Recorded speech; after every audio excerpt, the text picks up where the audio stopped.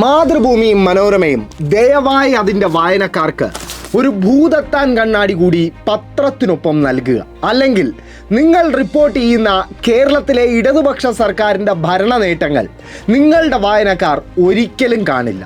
വായനക്കാരുടെ ശ്രദ്ധ പെട്ടെന്ന് പതിയാത്ത ഉൾപേജുകളിൽ മാത്രമേ ഇടതു സർക്കാരിൻ്റെ ഭരണ നേട്ടങ്ങൾ അച്ചടിക്കൂ എന്നൊരു വാശി കേരളത്തിലെ ഏതാണ്ട് എല്ലാ പത്രങ്ങൾക്കുമുണ്ട്. അത്തരത്തിൽ ഇടതു സർക്കാരിൻ്റെ ഒരു വമ്പൻ നേട്ടത്തിൻ്റെ വാർത്ത ഇന്ന്, അതായത് ജനുവരി 24 പുറത്തിറങ്ങിയ മാതൃഭൂമിയിലും മനോരമയിലും നൽകിയിട്ടുണ്ട്. കേരളത്തിലേക്ക് 1.18 ലക്ഷം കോടി രൂപയുടെ നിക്ഷേപം കൊണ്ടുവരാനുള്ള ധാരണാപത്രം കേരളത്തിന്റെ വ്യവസായ വകുപ്പ് ദാവോസിൽ നടന്ന വേൾഡ് എക്കണോമിക് ഫോറത്തിൽ വെച്ച് ഒപ്പുവെച്ചു എന്നതാണ് വാർത്ത.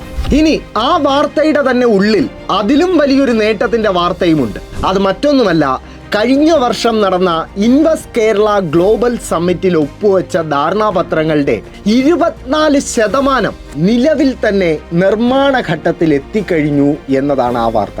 അതായത് ചില വടക്കുള്ള BJP സർക്കാരുകളെ പോലെ വെറുതെ ധാരണാപത്രം ഒപ്പുവെച്ച് ആളെ പറ്റിക്കുകയല്ല കേരളത്തിലെ ഇടതു സർക്കാരും വ്യവസായ വകുപ്പ് മന്ത്രി P രാജീവും എന്നർത്ഥം. അവർ അതിൽ തുടർ പ്രവർത്തനം നടത്തുന്നു എന്നതിൻ്റെ തെളിവാണ് കഴിഞ്ഞ വർഷം ഒപ്പുവെച്ച ധാരണാപത്രങ്ങളുടെ 24% നിലവിൽ തന്നെ നിർമ്മാണ ഘട്ടത്തിൽ എത്തിക്കഴിഞ്ഞു എന്ന വസ്തുത.